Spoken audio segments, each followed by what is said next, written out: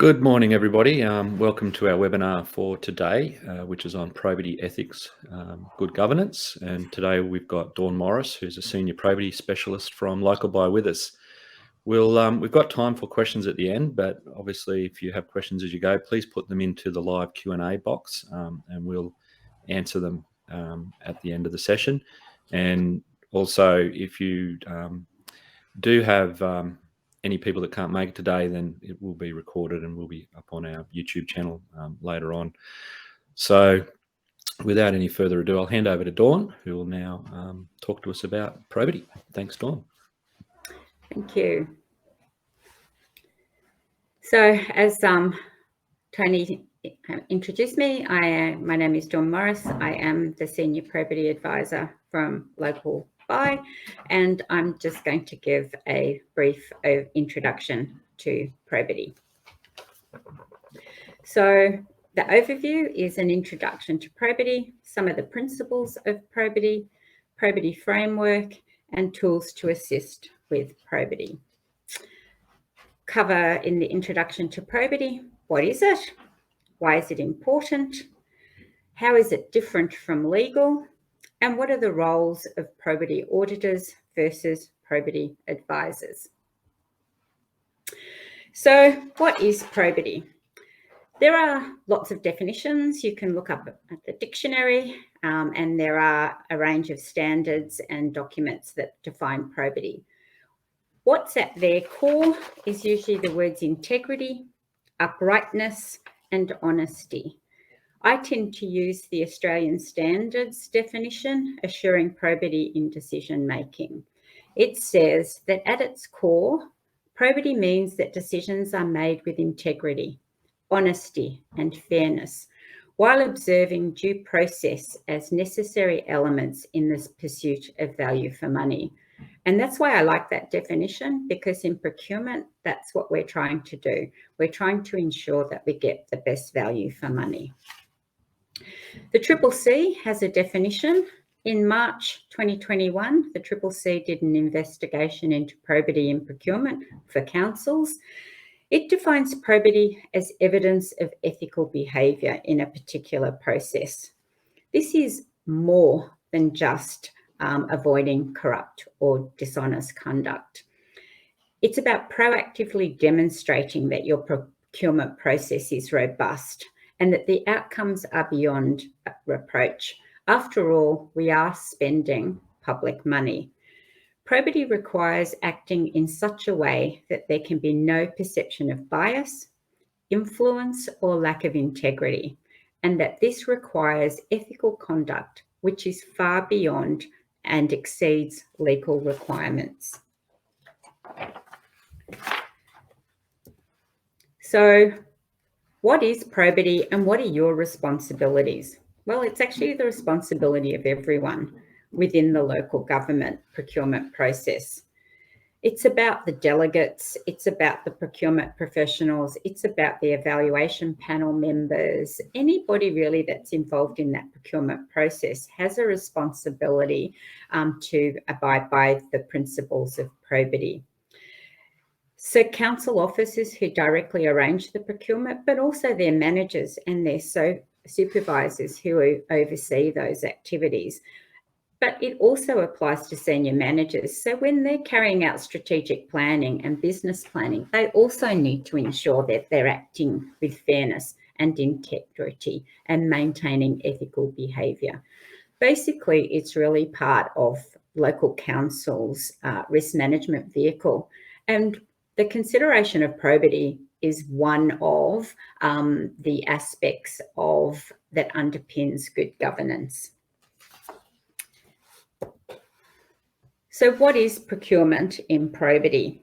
So as I said, it always talks about ethical behaviour. So at every stage of the procurement life cycle, it's about considering the ethical needs and issues. And that should really start with sound planning, and it should, from the supplier sourcing, understanding your market, right through to the contract management. It's a fundamental part of every procurement project and activity. and it ensures that probity concerns are raised, maybe while they're a risk, and so you can develop a risk mitigation strategy. It's trying to reduce them becoming issues, and then proper ethical processes can be followed and the organisation can appropriately address those issues as they arise. So I guess, why is probity important and why do we really care? As I said, the reason I like the definition of probity by the Australian standards is because it makes a reference to value for money. And I think that value for money is more than just what price and getting the lowest price.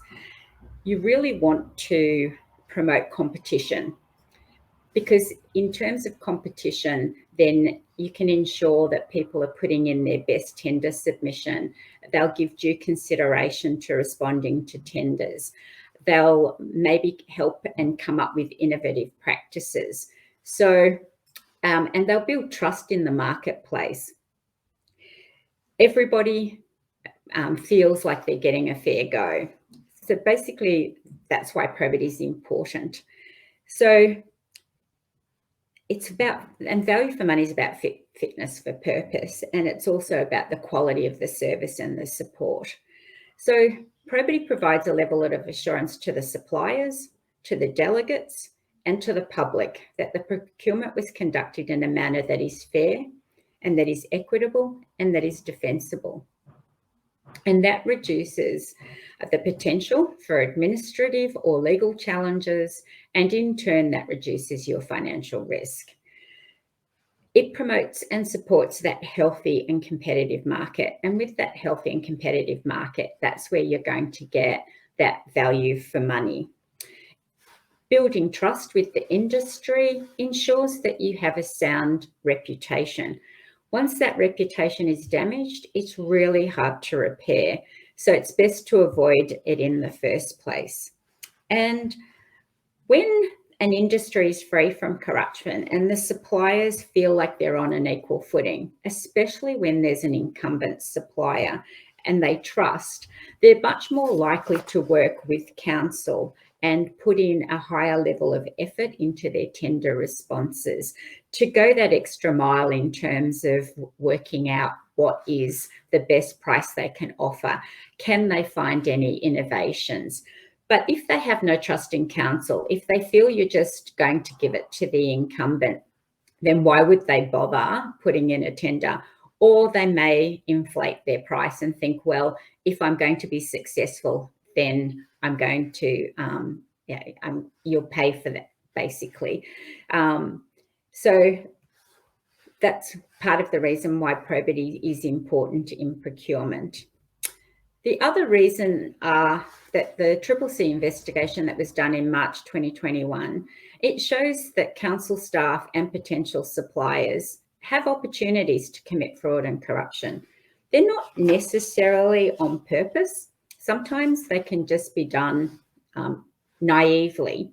But, we need to be aware that potential suppliers and often staff of potential suppliers have bonuses that are linked to being successful in tender processes. And so they have an incentive to try and be the successful supplier. So it might be, why don't you come out to coffee with me? And in that process, they're very clever at asking questions that might elicit information. So we just have to be careful about that. Other things are blatant bribes, acceptance of gifts and benefits. It might be that you agree to accept the delivery of substandard services or substandard goods. Apart from blatant wrongdoing, there are other factors that can result in poor procurement outcomes. If you don't follow an approved process, then you leave yourself open to challenges. It also means that when you come to do the evaluation, that you don't have the necessary information to make a sound decision. You may make the wrong decision. You get the wrong supplier who can't actually deliver the service that you want or that council needs. And then you might have misplaced trust in suppliers or even in other staff members. It's important to implement checking mechanisms and controls, and that independently ensure that processes and policies are followed. That doesn't necessarily mean you need an independent probity advisor. Often procurement staff and managers will provide that level of assurance that people are following the council policies and procedures appropriately. So how do you apply probity? I think my overarching response to that is sensibly. I don't think you want to kill the procurement process to death by having too stringent level of probity. It's about fit for purpose. So assuring probity should be applied sensibly in the procurement process, with the management of probity issues tailored to each individual process. If it's low value, low risk, then obviously you just follow sort of standard procedures. Your procurement people will have a basic knowledge and understanding. It should be simple and ethical and transparent in the procurement processes. They should be generally understood by the procurement function, and the suppliers that are participating in the process should also understand what your guidelines are and your parameters for ensuring procurement. It should be based on the complexity, the value and the risk that you may need, and you may need, depending on that, to have more independent oversight. Often policies and procedures will determine whether or not you need independent probity advice. In my experience, it's obviously based on the value, but there are risk matrices that are available which put your procurement into a quadrant, and dependent on the quadrant, it will dictate or determine whether you need that external independent probity oversight.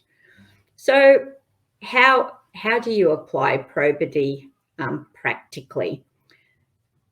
Be aware of what your powers are and what responsibilities are assigned to those powers.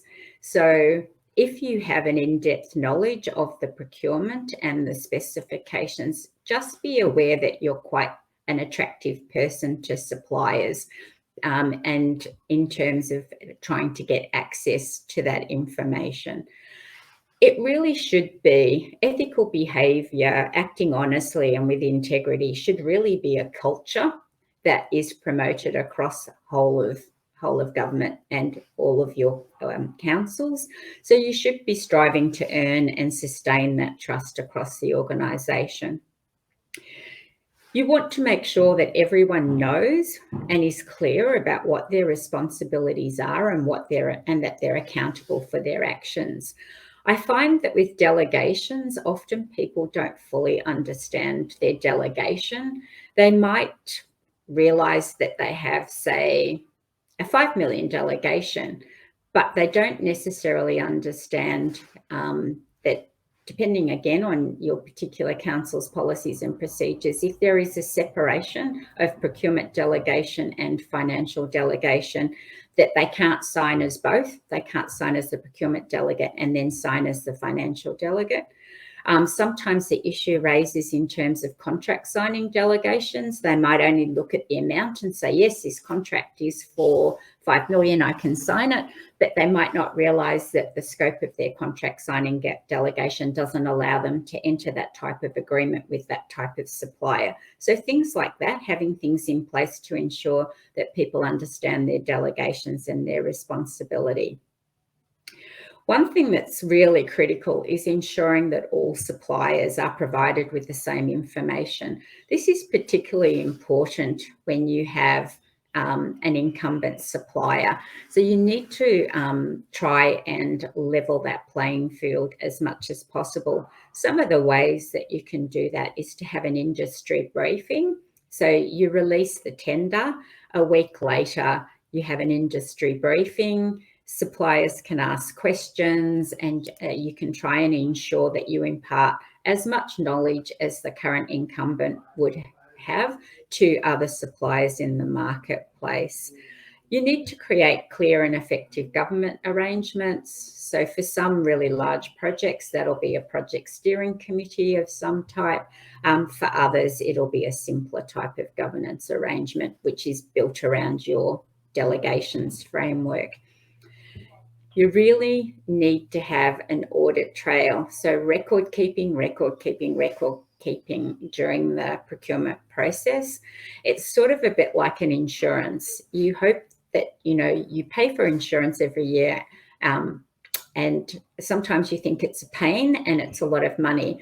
But when that flood comes through or your car is in an accident, you're quite grateful that the $10,000 or $15,000 bill is covered by your insurance. That's record keeping. You hope that you never have a challenge, whether it's administrative or legal. But if you do have to defend your process, it's those sound records that will help you support the decisions that you have made. And you need to identify whether or not you need to engage a probity practitioner, and that's usually done within some sort of risk assessment on the complexity and the value and the risk. So why is it important in our current environment? So times are changing. There's a lot of literature in relation to the supply chain at the moment. One of the things is that supply chain logistics wasn't sort of front and center before the pandemic. Now, times are changing, and so is the supply chain. We've got disruptions which are caused by shortages in energy, labour and raw material, driving increased costs and price inflation. We've got labour and skill shortages, not just in the suppliers, but I was recently at an LGMA conference, and they were talking about the challenges that councils are facing in recruiting appropriate skill staff for council positions. So that also presents a risk to the procurement function and other functions within council. You've got unpredictable shipping schedules and port congestion, etc. So why is it important in continuing in the current challenges? I guess understanding those supply chain dynamics in your procurement process becomes quite critical. Your timeframes, your expectations of the duration of projects needs to be considered. Suppliers are now in quite a strong position, and they know that. So how do you work with suppliers to get the best outcome with public money?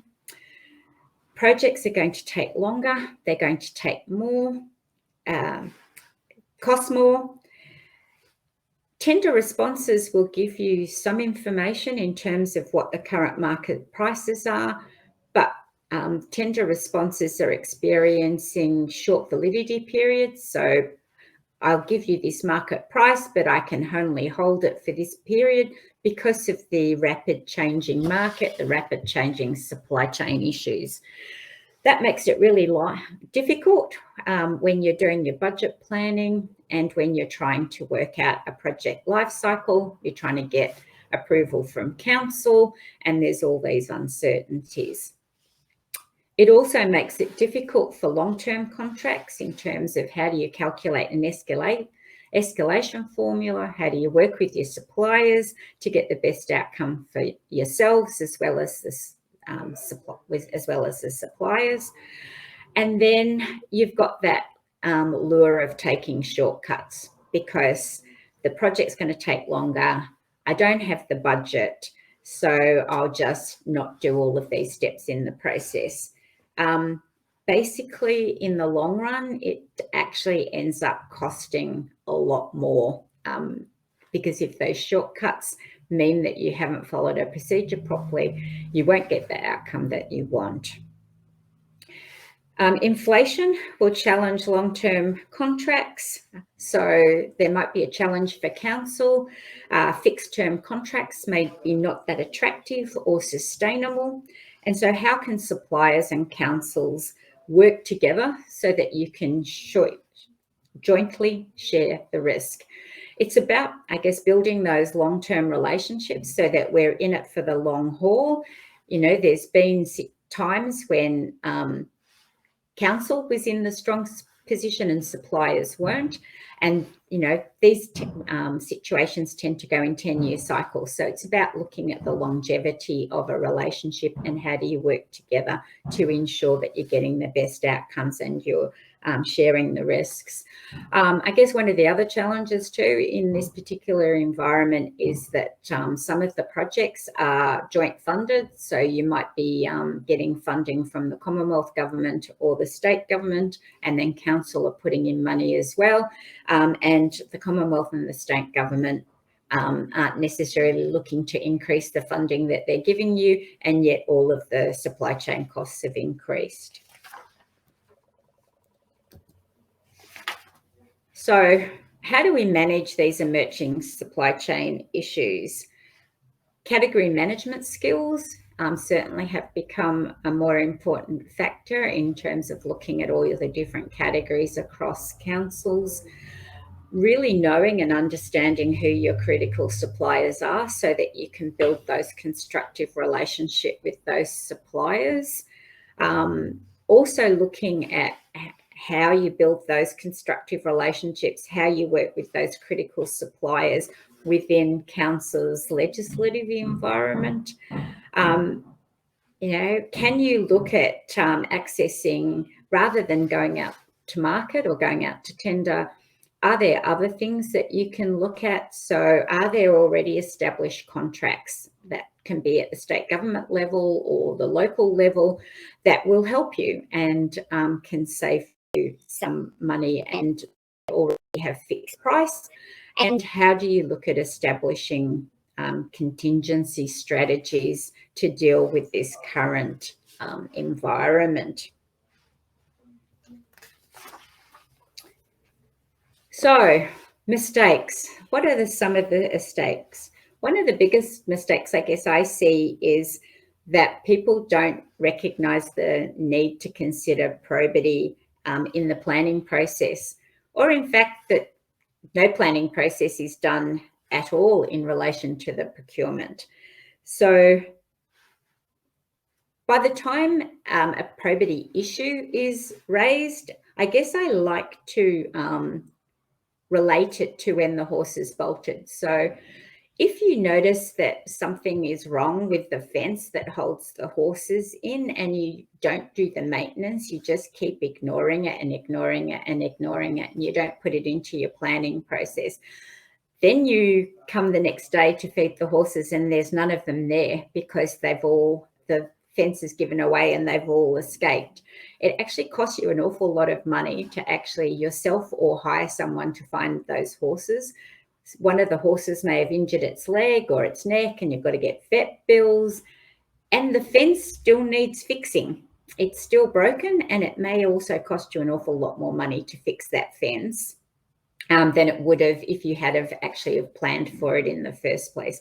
So that's why probity is important. So plan early so that you can identify those risks. You can have risk mitigation strategies, and hopefully those risks won't become issues. But if there are issues, and sometimes there are, you could have what I like to call a recalcitrant incumbent who doesn't want you to go out to market, who is making life difficult. Then how do you manage that issue now before it becomes a really huge problem?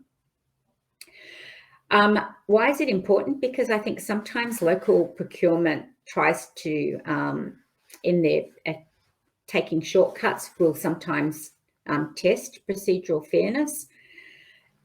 There's the challenge in terms of a sense of entitlements by local suppliers, and you put that political overlay on top of that. They can sometimes be there's a willingness to embrace that. So how do you deal with that in terms of the procurement process, and what's the role of probity?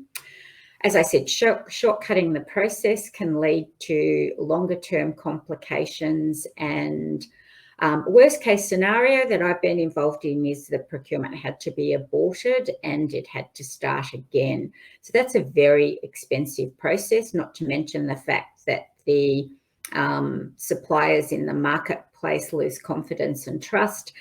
You may not then get the level of competition the next time around because the suppliers have already put in a lot of time and effort into their tender response process, and they may have to redo all their costings. Another one that I see is internal bids. So another area of council may provide a service, so they put in a tender response, and there's also external market. Maybe more common in state government than it is in local council. But what the internal bid does is it forgets to apply the competitive neutrality requirements. Sometimes there's a lack of understanding of the opportunities in the local government legislation. So there's the blanket go out to market approach because it's the easiest, but you don't actually need to. There's the ability under the local government legislation to actually do your planning and work out whether or not there is only one supplier that can deliver this service. So there's a local supplier, they've been delivering it, they're the only one that has the skill set, the equipment, the knowledge, etc. To do it. So put forward an argument to council, write it all up, do your plan, and get council resolution to do a direct sole source supply. There may be an argument for a limited, where you invite a limited number of suppliers to tender. So there are opportunities. And the other thing, as I mentioned, is that there are existing standing offer arrangements that you could access rather than either going out to market or establishing your own. You don't actually necessarily need to establish your own supplier arrangement if there are other ones whose contractual terms and conditions means that other parties can access it. As I said, the late engagement of probity when the horse is already bolted. So that's a common mistake that is made in the probity space. So other areas of mistakes are not realising that people need to declare conflicts of interest, or that if people do declare conflicts of interest, they just file them and don't actually consider what action they need to take on those declarations. Where there are obvious breaches of staff's fiduciary responsibilities and they don't get acted on. The other area is that there's no evaluation plan. So how are you going to evaluate and assess? And if there is an evaluation plan, the evaluation members don't sign that plan before the offers are opened, which poses a risk and an accusation that that evaluation plan could have been changed to suit the outcome that you were looking for. Another area is where there is subjective opinion rather than objective opinion when you are assessing the suppliers. An example of that is one of the panel members may have worked with one of the suppliers and they had a terrible experience. They clashed with the project manager from that particular supply organisation and their experience was terrible. So she or he may have scored them a 4 because of her own personal experience, and you could say bias in relation to working with that organisation. Other people had scored it a 6 or 7. Everybody decides to change their score in the moderation process to a 4 based on her comments in relation to that organisation. That's a subjective opinion. It's not substantiated by objective evidence. you haven't worked with all the other organisations. She or he could have had the same experience with all of the other project managers, because it could just be a personality clash.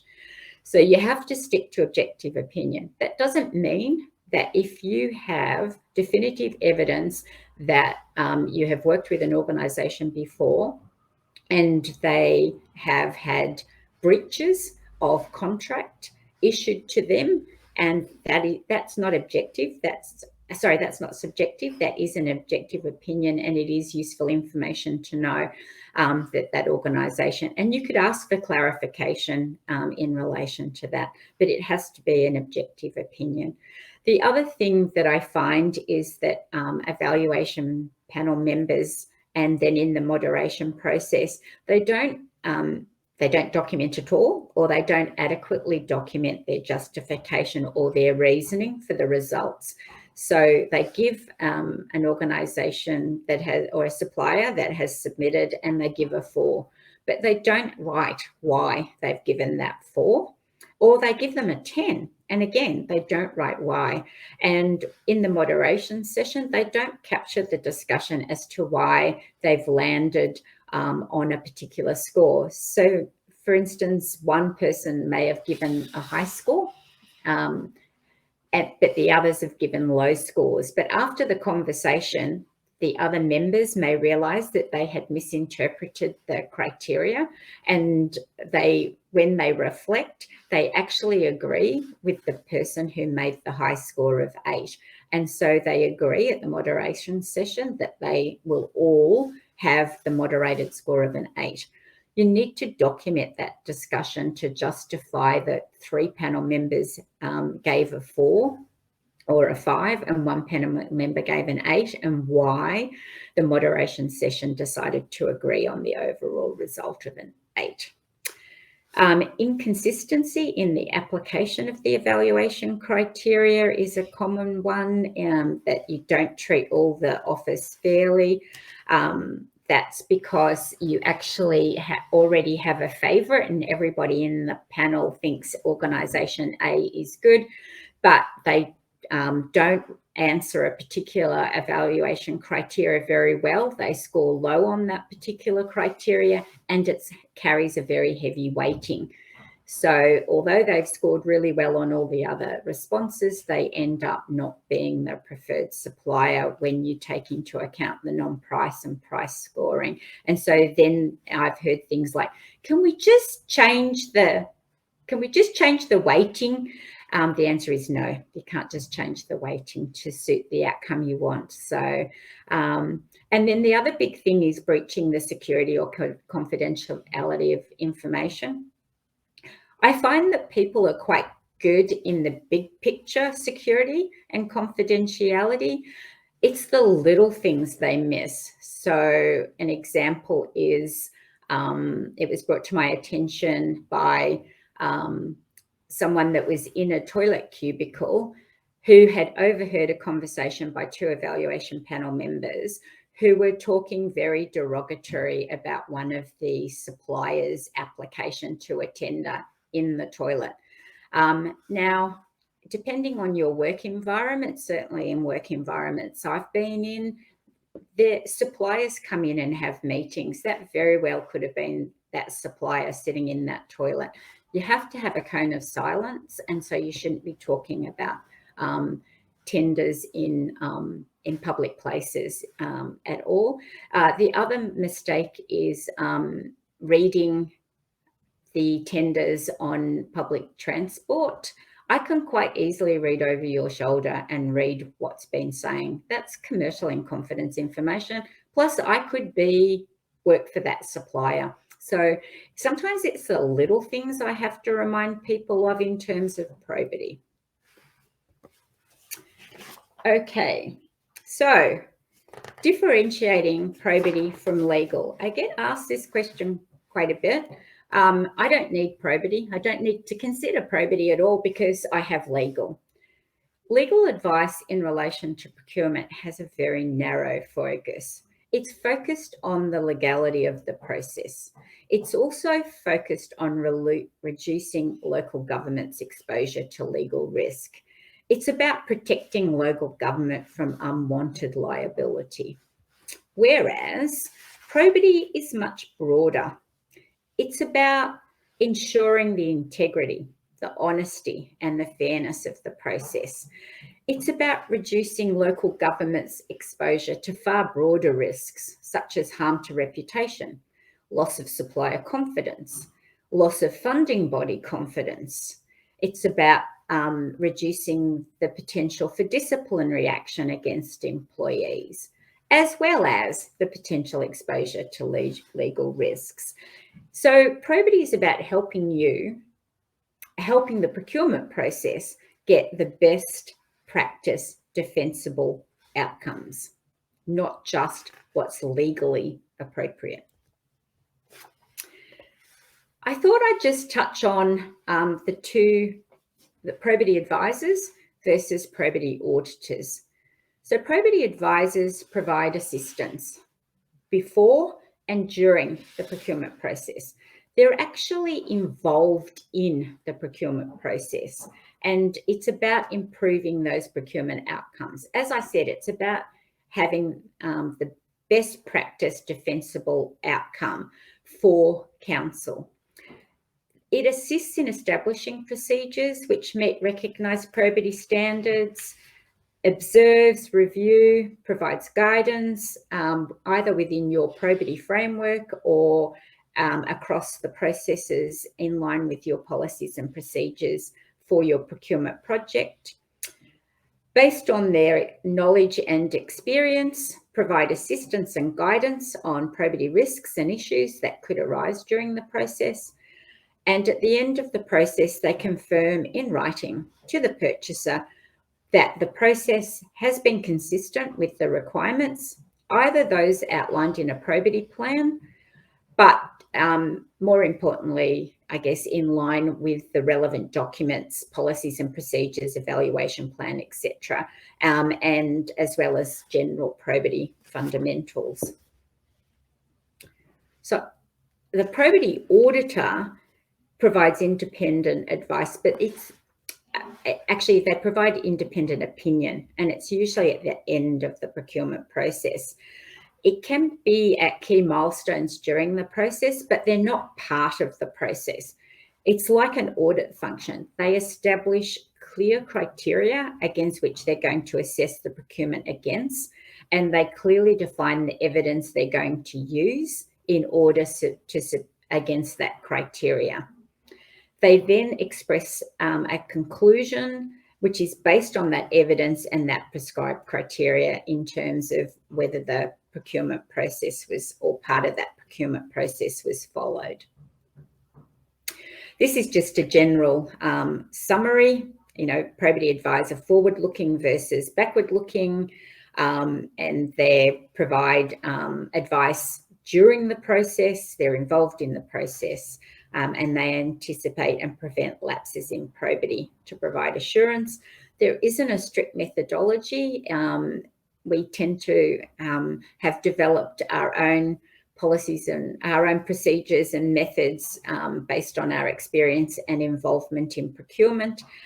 We can prepare advisors can prepare probity plans or similar. So often these days, more often the probity component is built into the evaluation plan rather than having a separate one. Again, the auditor is backward-looking. It follows an audit methodology, and it varies compliance with the plans. Just conscious of time. So the principles of probity: acting fairly, impartially, and with integrity. As I said, the definition of probity always consists that sense of fairness, openness, impartiality, and integrity. About being transparent and accountable, about being trustworthy and acting lawfully. It's about maintaining that confidentiality and the security of the information, having clear processes and procedures in place to ensure that happens, managing the conflicts of interest, and ensuring that you act ethically. So the Local Government Act 2009, Part 3, Section 104, Part 3, states that the sound contracting principles are value for money. So that goes back to what I was saying before. Probity helps attain value for money. Open and effective competition. Again, that's an outcome that you're wanting to have for your sound contracting principles. The development of competitive local business and industry, and environmental protection, and ethical behaviour and fair dealings. So basically, the sound contracting principles really align with the principles of probity. So, as I said, the Local Government Act is the primary instrument that outlines a local government's, in addition, the Local Government Act outlines a local government employee's responsibilities, including their ethical obligations, noting that CEOs and senior executives have extra obligations. So the Act includes that all employees will carry out their duties impartially and with integrity. Their personal conduct will not reflect adversely on the reputation of the local government, and that they will observe the ethics principles under the Public Sector Ethics Act 1994, Section 4. I'm sure you've all read that, and comply with a code of conduct. So each council will have a code of conduct that has been written to ensure that it supports the Public Sector Ethics Act 1994. Okay, so what is fairness and impartiality? So fairness and impartiality is the how the process was undertaken. So documents should be available to all interested parties. It should be within the same time frame and the same material. So anything that is will support the tender process should all suppliers should have that same access to that same information.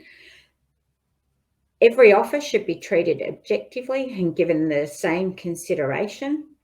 Communications with stakeholders, they need to be carried out in the same time frame and the same manner. The recommendation is to have a single point of contact. That single point of contact is not a decision maker. It's not on the evaluation panel as a decision maker. And that the responses, information clarifications are documented, and that a record is kept of the questions and the responses. That you keep mandatory criteria separate from desirable evaluation criteria, that you clearly state the conditions of the mandatory criteria. These things must or should be achieved in order for you to be considered a compliant offer. And then the desirable criteria are the ones that you usually put, people can respond in the manner that they see fit to respond to those questions, and they may or may not have a weighting associated with them. Mandatory criteria are a pass-fail, yes-no type criteria. And often the documentation lists desirable criteria in order of relative importance. People do or don't, it varies, publish what the weighted criteria are with the different criteria. Accountability and transparency. Accountability and transparency is the demonstrating that you have undertaken a process and that you've conducted it properly. So fairness and impartiality is the how, and accountability and transparency is how you demonstrate that. So you demonstrate it by that your decisions are reasonable, and if they're scrutinised, and that they stand up to the public defensibility test, often referred to as the courier mail test.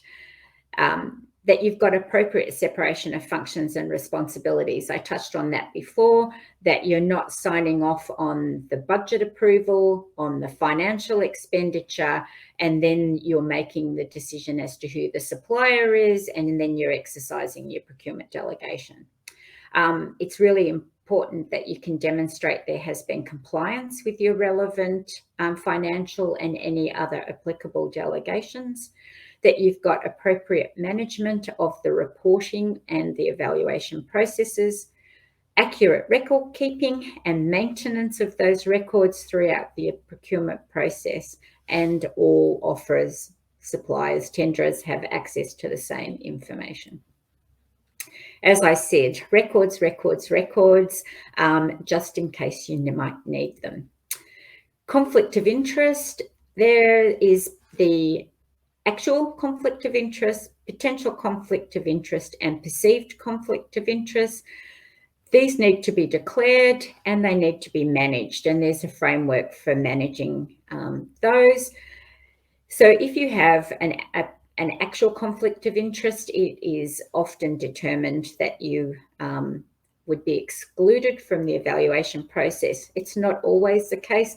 It will be an individual assessment depending on, but more than likely that it definitely has to be addressed, and you definitely have to have a management strategy in place.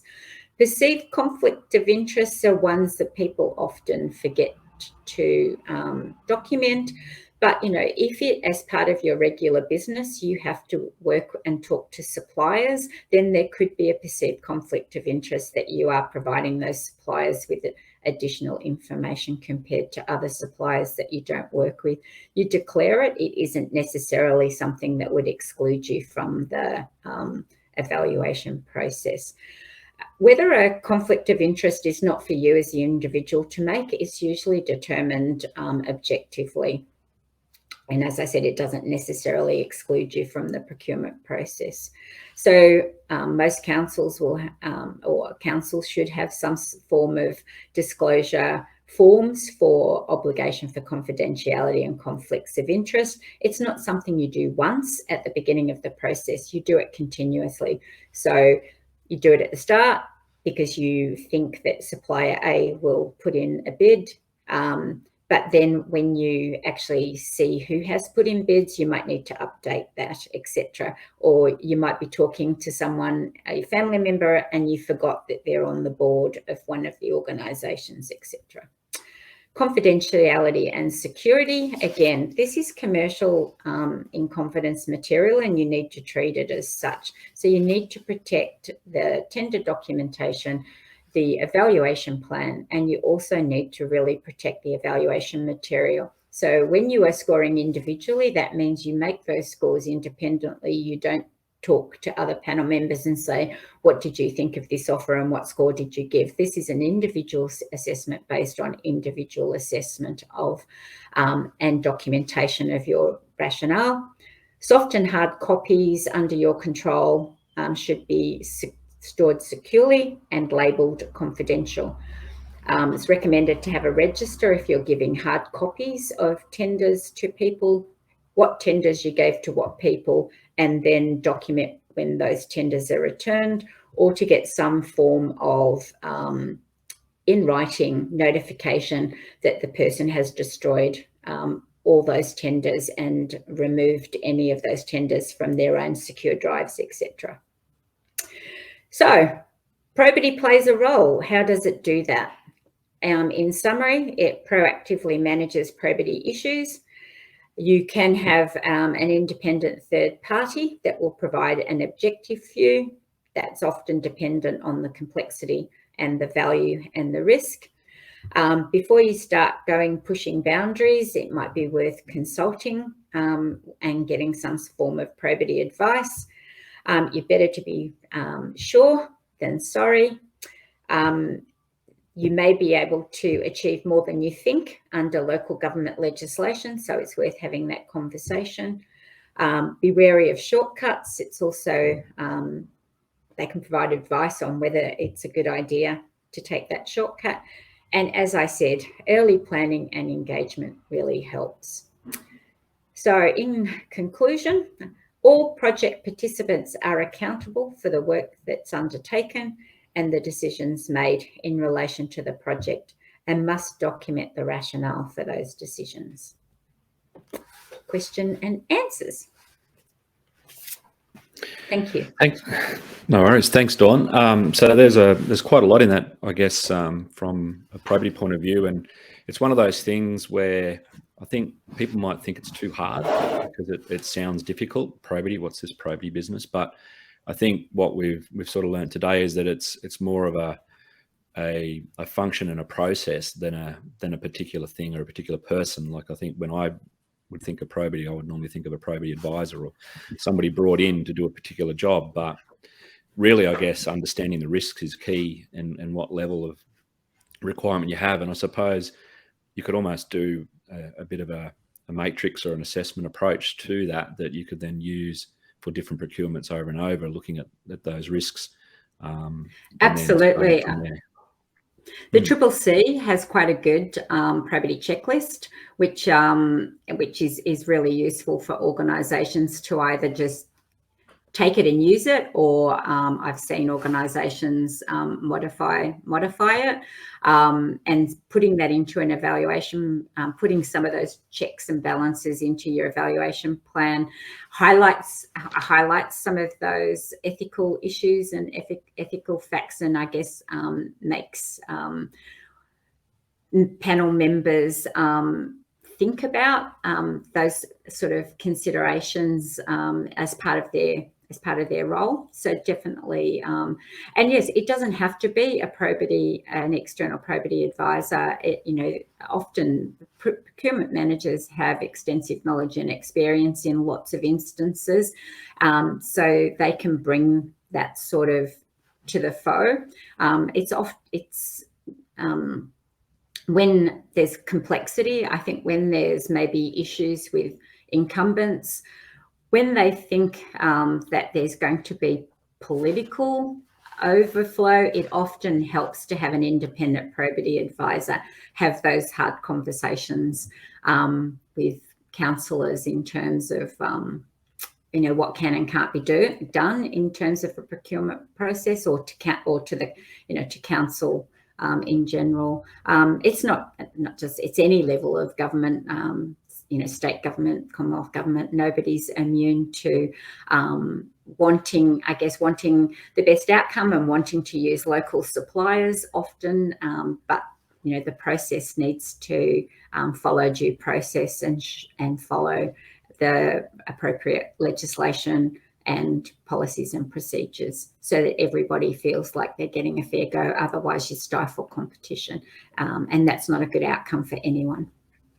Yeah, and I think that would be particularly important for some of those smaller councils where there's limited suppliers. Often there is a lot of potential conflicts of interest within family members on council or council staff closely related to suppliers, and I suppose that's where that sort of process becomes even more important to make sure that everybody understands what's going on. And I know, from my own experience, that there's councils out there that really don't. They just want to get the best deal and want to get it fast done. We want to use our local suppliers, and so I guess it's communicating the importance of we could still get a good outcome, but there's ways that you need to go about it to prove that. So I guess how do you see councils dealing with that? Is that a common theme that you find, or? I don't know about common, but yes, I mean, local supply is a very big driver in local government, state government. Trying to engage and promote, especially regional, where the sustainability often of that council or of small towns relies on business. By the same token, it's about then how can council support those local businesses? I mean, there's no point employing a local business to do all of your grass cutting and your fields and all of those things if they've got this really old smoky lawnmower that's basically polluting the environment, and it's going to take them twice as long as a ride-on mower and other more useful equipment. So how is it how I guess it's a more holistic approach in terms of how can council, but by the same token, the local supply just may not necessarily be the best outcome, because they do all of the maintenance and have a private business where they do people's gardens and things, doesn't necessarily make them the most appropriate supplier to do all of council's gardening maintenance, given the complexity of the different facilities that they might be having to do slashing, controlled, and that sort of stuff. So I do see that. I do see examples where obviously there's strong lobby groups that lobby councils and councillors, and so they feel pressure, and obviously they want to be responsive to their local division and their local members. So it does become a challenge. That's why I guess even having councillors understand that the process is going to be conducted in this fair and ethical manner, that it's followed due process, and that the outcome is defensible, and so that if and how they can explain to their constituents how they are getting the best value for money, even though it may not necessarily be a local supplier, but this supplier needs 10 staff. So they've made a commitment that those 10 staff will be employed from the local area. They may rent an office space. So there are other benefits that they might bring. You shouldn't necessarily always assume that because they're not directly living in your area that they're not going to bring benefits to the local community. So there definitely are challenges out there, and it happens. I've worked in state government as well, so it's definitely happened in the state government environment as well, where people have been disappointed that a particular supplier hasn't been successful, but in an open and transparent process, they just weren't able to deliver the goods and demonstrate that they could deliver the goods, even though there's weightings for local suppliers. Yeah. Okay, we've got time for just a couple. We've got 2 questions. So quickly then, what is your opinion about evaluation documentation being electronic and using electronic signatures versus a requirement for wet signatures? Is there any issues with that? Not necessarily, as long as those electronic signatures can digitally. So it's usually as long as they're digitally electronic signatures, so they can't be. So someone can't just put that electronic signature, like take a photo and anyone can use it and put it on. So I usually would recommend that it's a digitally verifiable electronic signature. I don't have a problem with the documentation being electronic. A lot of people now use a lot of the